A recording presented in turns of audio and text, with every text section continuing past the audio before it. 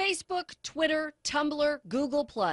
Social media is the norm of modern society that knows no age. But along with all that photo sharing and status updating comes a fine line, especially for younger users. Experts often tell parents not to allow their kids to be friends with strangers online. But what about teachers? If you leave it up to schools, 2 News found locally there aren't a lot of districts that address social media directly.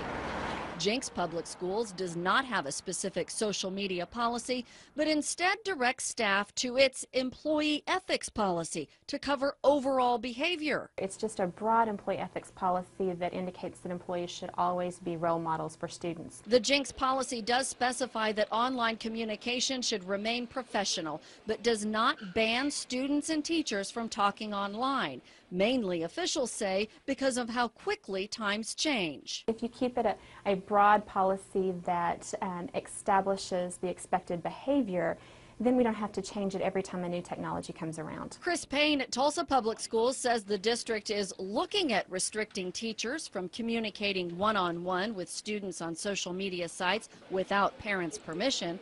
They're in the process of developing guidelines that still have to be approved by the board. But he says currently no policies regarding social media exist. It's one of those things where you really have to have a balance between people's free speech and also, protecting our students and our staff and the district.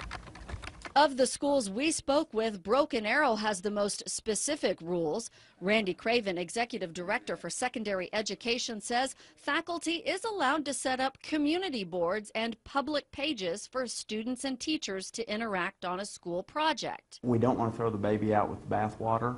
Obviously, technology serves a useful purpose. Social media serves a useful purpose. But even for school project use, the teachers must go through an approval process and document the intended use of social media in the classroom. And when it comes to personal friending, that is strictly prohibited. They could not engage in that as a representative of Broken Arrow Public Schools. Okay, so that is frowned upon, or that's against the rules?